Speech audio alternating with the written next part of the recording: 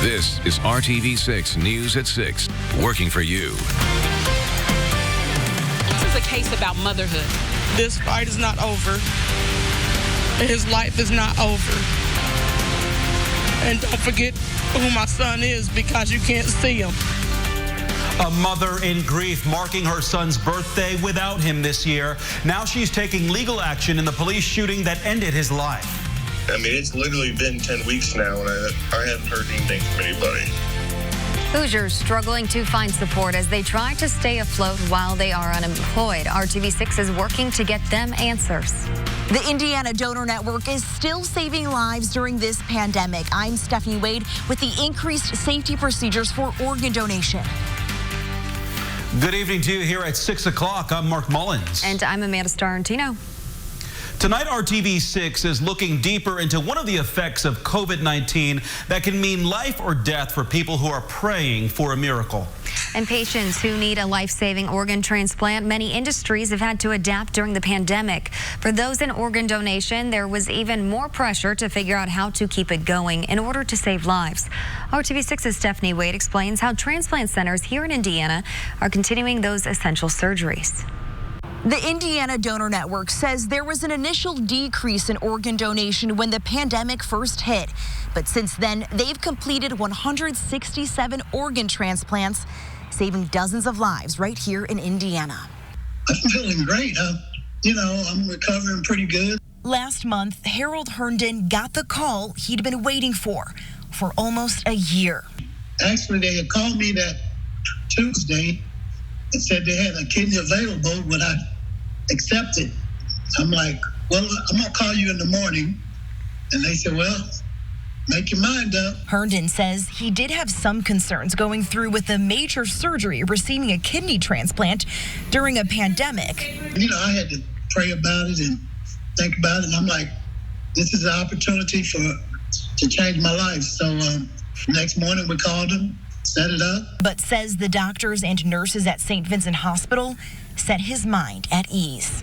They have a transplant team, and that team is it's awesome. I have to say so myself.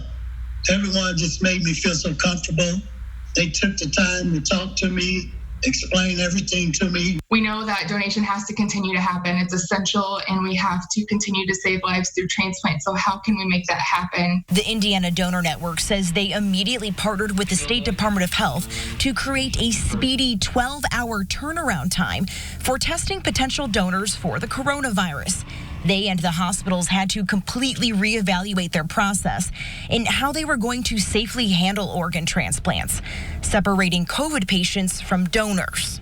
We are taking every possible precaution. We are not only doing the lab testing, we are reviewing imaging of the donor's lungs with a pulmonologist, our chief medical officer.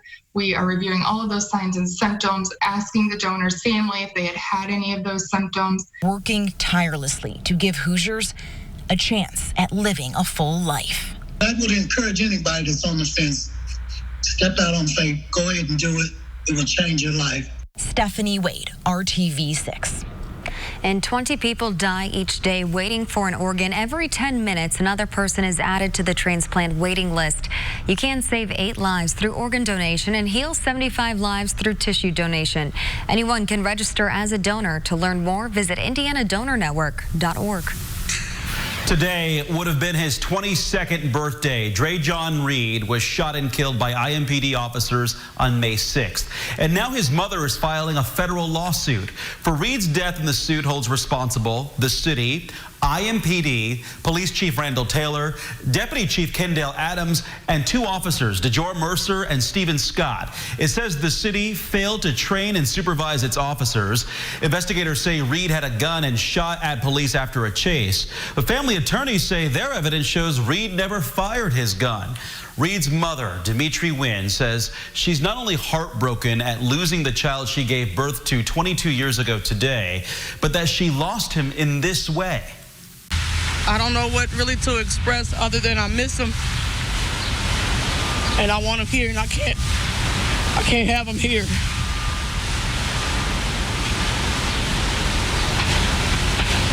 I got his clothes on. because it smells like him. We will not allow a police department to reverse engineer their facts to justify this, to make it a good shoot after the fact. A court-appointed special prosecutor is now handling the investigation of Reed's death. That prosecutor has called on state police to assist and has asked IMPD to step away from the investigation. Now to the latest numbers on COVID-19 in Indiana. Today, the Indiana State Department of Health has 14 new reported coronavirus deaths. So far, 2,265 Hoosiers have died from the virus. The state also confirms 440 new cases of COVID-19. That's not as high as yesterday's reported numbers, so we're not really seeing a spike yet. Since the pandemic began, 40,786 people in Indiana have been diagnosed with the virus. More than 363,000 Hoosiers have been tested. 11.2% of them tested positive for COVID-19. Unemployment woes continue for many, even as the announcement is made that some could receive benefits longer. Troy Washington is working for you to explain the current struggle of just trying to get benefits going. For Nathan Taylor, the process of filing for unemployment is dragging along. I mean, it's literally been 10 weeks now, and I haven't heard anything from anybody. He's a truck driver who was laid off during the COVID-19 pandemic. For him, the frustration is mounting, especially since he's buying a new home and starting a family soon.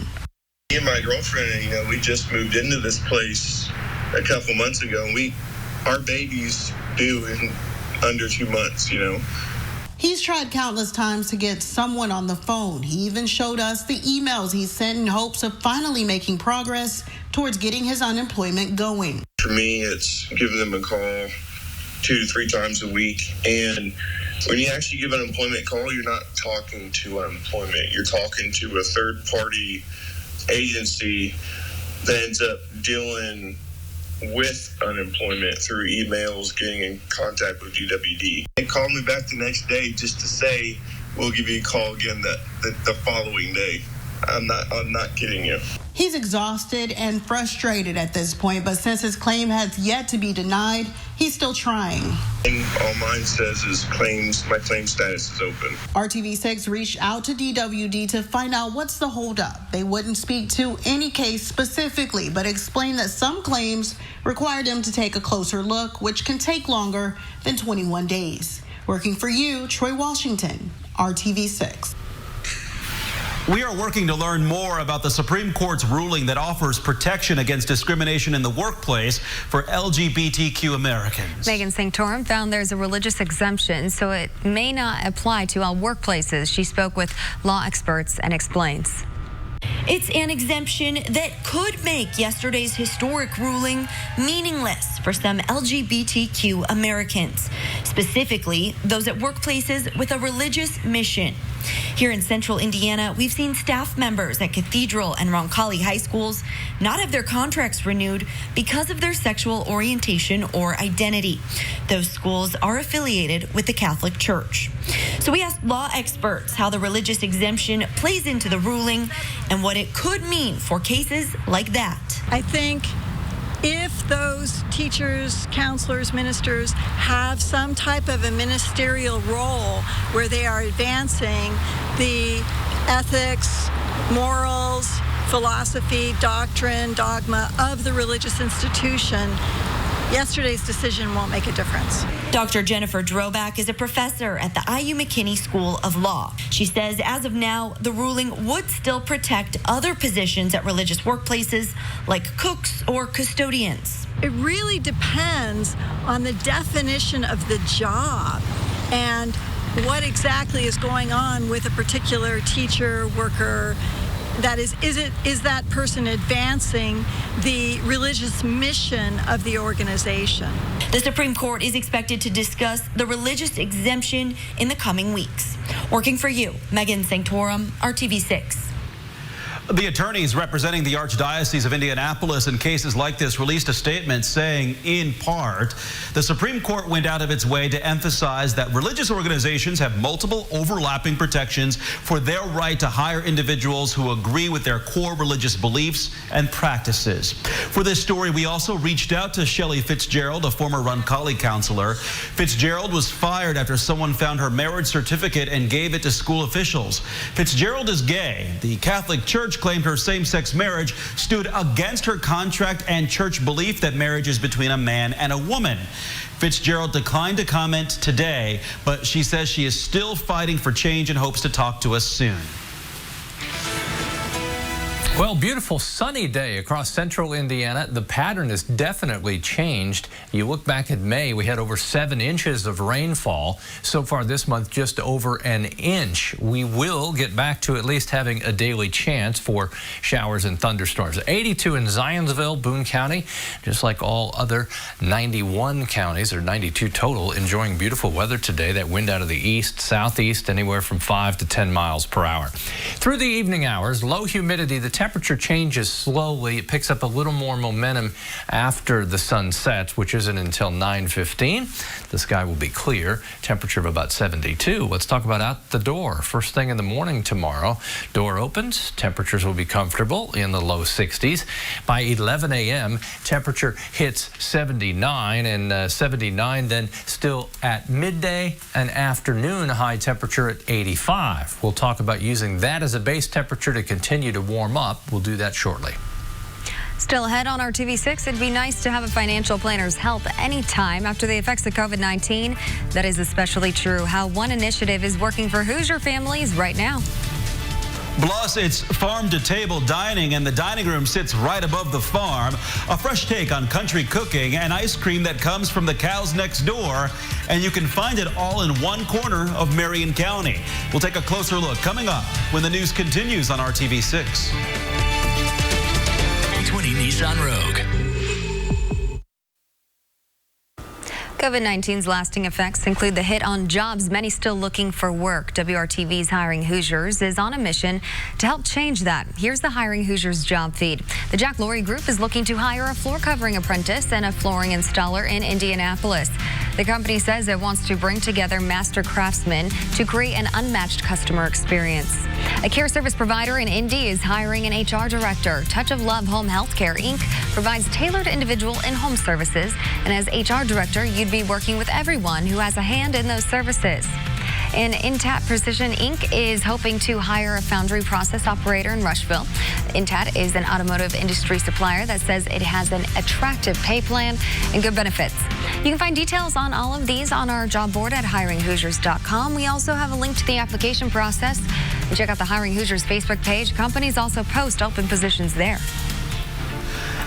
The Rebound Indiana is our way of connecting you to the resources you need to get through the pandemic. This week, I posed a series of questions to a certified financial planner who is part of a nationwide program offering free financial planning assistance to those hit hard. So, how does this work for Hoosier families? Our job here is to try to help them with some of their basic financial needs, and knowing that there are resources out here for free. So this is a pro bono work that other certified financial planners are doing throughout the country. What are some common questions Hoosier families tend to bring up during these FPA pro bono sessions? Questions of filing for unemployment, or working on a budget, understanding some of their medical insurance, more the kind of basic things to make sure that they get through this pandemic, and which we still don't know how long it's going to take, but it's more of those kind of critical, urgent items. The Rebound Indiana is connecting people to resources and assistance. What is something families can do right now to help themselves? Sometimes finding the assistance that's outside, but also seeing if this is an opportunity to maybe tighten up their own finances. Well, Ed wants to stress that this is a free service and it's offered in states across the country. No strings attached. Just go to the FPA's website and click on COVID-19 Pro Bono Planning and search for Indiana. We've provided a link for you at our website, theindychannel.com/rebound. This year's 4th of July celebrations are going to look a little bit different, but in Hamilton County, you'll have a better chance now of seeing some big fireworks from your very own backyard. Carmel is expanding its fireworks display this year to adapt to people's social distancing due to COVID-19. And the Carmel Fest Parade and Festival have been canceled, but now 3 iterations of one display of fireworks are planned across Carmel. This starts at 9:45 July 4th, and it's set to music you can listen to over the Carmel High School radio station 91.3. We've got the locations of where those fireworks are going off in this story on the RTV6 app. Kevin. Amanda, it looks like we'll take 90-degree temperatures all around central Indiana and the state, for that matter, later in the week. Tomorrow, we'll jump a couple more degrees. We hit 83 today, 85 tomorrow. Temperatures as we get to Friday, Saturday, and Sunday, the 3 warmest days in the forecast. And speaking of 90-degree days, you probably remember this. 1983, 58 days. That's the most we've had in a year. The least? This is probably more surprising. 0. Not a single day in 2004 did we hit 90 degrees. As far as what's happening now, clouds in the southeastern portion of the state, rain back to the east. I bring that up because there's a slight chance for a shower Thursday in eastern Indiana. Otherwise, we'll wait more likely until late Saturday, and then Sunday is the most likely day for showers and thunderstorms. Temperatures Saturday 92, and the humidity is back, so potentially some heavier downpours with the rain. Temperatures tomorrow, mid-80s. Again, the humidity not bad, 86 in Terre Haute and Bloomington. And as you look at the humidity, notice the squiggly line here just steadily working its way up until it feels a little more tropical by the time we get to Sunday and Monday. North to south tomorrow, temperature 86, Logansport and Marion. Generally upper 80s in most locations. 82 is your average high. Southern portion of the state, close but not quite to the 90-degree mark. As you look at TrueCast Thursday, remember I pointed out the chance of showers in eastern Indiana? You see those along Interstate 75 in western Ohio. Eastern portions of the state could have a shower as we get to the afternoon hours. Most likely, though, we'll wait until the weekend. Here's a 7-day forecast. Temperatures continue to climb until we take a step back. Father's Day 90 with a better chance for some thunderstorms on the big day. 86 next week, starting the week on Monday with a chance for thunderstorms. Mark and Amanda? Well, there's been a lot of talk about eating local recently, along with plenty of great restaurants. The Indy area also has lots of places growing great food. Yeah, a day on the farm and a 4-star meal to go with it. Perhaps some fresh ice cream under the sun. Our Brad Brown got a closer look. It's a country oasis in the far northwest corner of Marion County. And all over the Traders Point Creamery property, you can find a taste of the farm. We are better as a destination place and a real entity of Indianapolis and central Indiana. And we think we have a more powerful voice when we talk about local food and being in Indiana. The Loft Restaurant is the main room in the Traders Point complex. They went through a full renovation and remodel during the COVID-19 shutdown. March, April, that is a little bit slow as we prepare for busy summer and busy fall. So this hit in, March, and it kind of just rattled everything. And we had to really reinvent, pivot, just to survive. A country chic space serves up a gourmet menu to match that look. Outdoor dining with screened-in patio spaces and a third-floor sun deck quickly became their most popular tables. People come in, okay, they've been cooped up in their houses. They've been told not to socialize or do anything, but then they say, outside is good. So they've been coming to our trail in record numbers and just walking around the farm and just exploring it. So I think we're getting a lot of first-time visitors. You can't have a creamery without a dairy bar. Traders Point's menu of milkshakes, sundaes, floats, and more are the real deal. Served up just feet away from the cows that make that milk. That's exactly our marketing right now, is, hey, while the restaurant is at 50% capacity, or, a week ago we couldn't even be inside, come and join us for an ice cream cone and then walk around. Everybody seems a little more friendly too. They're happy to be back. We're happy to have them. And so, it's just, now our challenge is, hey, how do we keep this momentum going and, make sure that their one evening out after being cooped up so long is really, really special. Working for you on the northwest side, Brad Brown, RTV6. Thanks, Brad. And Traders Point has several indoor and outdoor spaces for weddings, receptions, parties, and more. The Loft Restaurant and Dairy Bar open Tuesday through Sunday. The retail farm store is open every day. Carry-out and curbside takeout options are still available as well. You're watching RTV6. We'll be right back.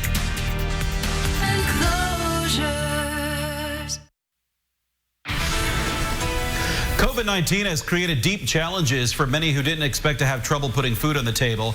And right now, RTV6 is teaming up with Kroger and Second Helpings to get meals into the hands of those who may be struggling. You can choose to donate at checkout. Working together, RTV6 and the Scripps Howard Foundation will match up to $12,000 in donations. The proceeds will go directly to Second Helpings, which needs strong support to keep fueling the community.